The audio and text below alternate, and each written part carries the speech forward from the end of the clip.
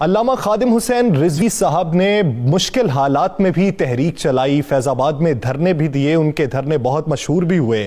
حالیہ جو دھرنا تھا، جو کچھ روز قبل دھرنا تھا، اطلاعات یہ ہیں کہ ان کی طبیعت پہلے سے ہی کافی ناساز تھی اور طبیعت کی ناسازی کے باوجود بھی وہ دھرنے میں شریک تھے۔ مستند خبریں ہیں کیا کہ ان کی طبیعت کتنے عرصے سے خراب تھی اور کون کون سی سیاسی جماعتیں ایسی ہیں جو انہیں استعمال کرنے میں ناکام رہی ہیں؟ بسم اللہ الرحمن الرحیم۔ الصلاۃ والسلام علیک یا سیدی یا رسول اللہ، الصلاۃ والسلام علیک یا سیدی یا حبیب اللہ۔ یا سر، شیخ الحدیث خادم حسین رضوی صاحب سے میرا تعلق نہ تو ایک صحافی والا تھا اور نہ ہی کسی اور معاملے میں۔ میں ان کا باقاعدہ ایک شاگرد بھی ہوں اور میرا ان سے ایک بڑا ذاتی سا تعلق تھا اور وہ تعلق تا حیات رہے گا ان کی تعلیمات کے حوالے سے۔ خادم حسین رضوی صاحب نے تحریک شروع کی، اس تحریک کے ساتھ کتنے لوگ جڑے، چلتے گئے، آخرکار اس پاکستان کی ایک واحد وہ تحریک بن گئی جس کو کوئی سیاسی مقاصد نہیں تھے لیکن دینی مقاصد ایسے تھے کہ ان کی ایک آواز پر بڑے بڑے سیاستدانوں سے زیادہ لوگ اکٹھے ہوتے تھے، خود چل کر آتے تھے، کسی ٹرانسپورٹ کی ضرورت نہیں پڑتی تھی، اپنے پلے سے پیسہ خرچ کرتے تھے، لوگ ان کے جلسوں میں، جلوسوں میں، دھرنوں میں کھانا خود تقسیم کرتے تھے اور لوگ وہاں پر بارش، دھوپ، آندھی، طوفان کسی چیز کی پرواہ نہیں کرتے تھے۔ آخری وقت میں جب یہ دھرنے کا اعلان کیا انہوں نے 15 تاریخ کے، اور اس کے بعد پوری بھرپور طریقے سے کمپین شروع کی، تو میں آپ کو بالکل یہ حقیقت بتا رہا ہوں کہ جس وقت یہ کمپین شروع ہوتی ہے، کراچی سے واپس آتے ہیں یہ خادم حسین رضوی صاحب، اور اس کے بعد کراچی سے پشاور، پشاور سے لاہور، اس کے بعد مزار علامہ اقبال پہ جاتے ہیں۔ اس دوران میں ان کی طبیعت واقعی بڑی خراب ہوتی ہے،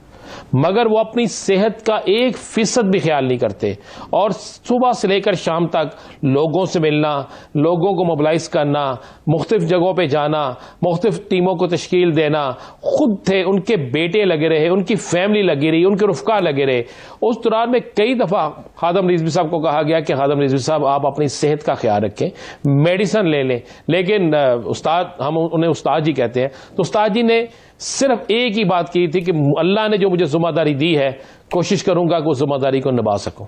اور جس وقت یہ دھرنے میں پہنچے ہیں، جس وقت یہ فیض آباد دھرنے میں پہنچے ہیں، تو اس وقت خادم رضوی صاحب کو 103 بخار تھا اور بخار کی شدت اس طرح تھی کہ ان کو ہاتھ ملانے والے کو محسوس ہوتا تھا جیسے پورے ان کے جسم میں تپش ہے، شدید بخار تھا، انہیں کھانسی تھی، چھاتی درد ہو رہی تھی، آنکھیں درد ہو رہی تھی۔ لیکن آپ دیکھیں کہ وہ فوٹیج نکال کے دیکھ سکتے ہیں کہ خادم حسین رضوی صاحب وہاں سے ہلے نہیں، ڈٹے رہے اپنے، جب تک ان کا آخری کارکن وہاں سے نہیں چلا گیا اس وقت تک خادم حسین رضوی صاحب وہاں سے نہیں ہلے۔ اس کے بعد یہ لاہور آ گئے، لاہور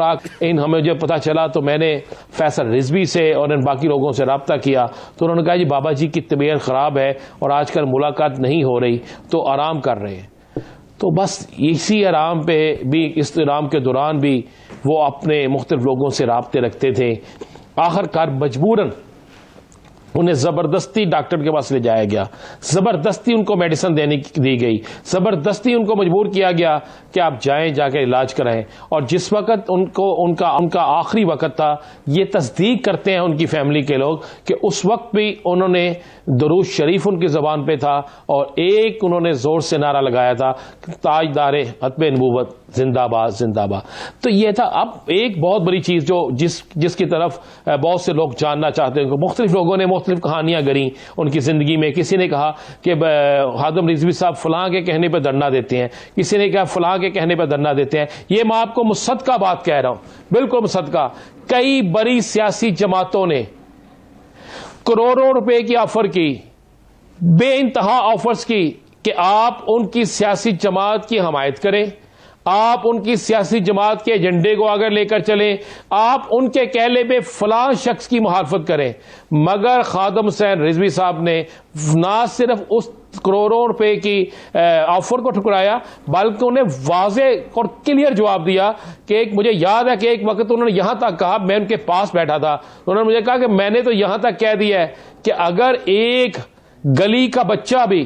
ختم نبوت کا نعرہ لگا رہا ہوگا تو مجھے وہ حکمران سے زیادہ عزیز ہوگا, سیاسی لیڈر سے زیادہ عزیز ہوگا. مجھے کسی سے کوئی نہیں لالچ, مجھے کسی سے کوئی نہیں ہے, میں نے صرف کرنا ہے. اور 3 سیاسی جماعتوں کے انہوں نے نام لیے کہ یہ سیاسی جماعتوں کے لوگ مجھ سے ملنا چاہتے ہیں, مجھے آفرز کرتے ہیں, لیکن میں کسی صورت میں بھی کسی کا میں اگر کسی کا ایجنٹ بنتا ہوں, میں کسی کا ایجنٹ ہوں تو در مصطفیٰ صلی اللہ علیہ وآلہ وسلم کا ایجنٹ ہوں. یہ یاسر تھی. انہوں نے سیاسی جماعتوں کو بالکل مسترد کیا کہ نہیں, میں کسی کے ساتھ اس طرح نہیں کر سکتا.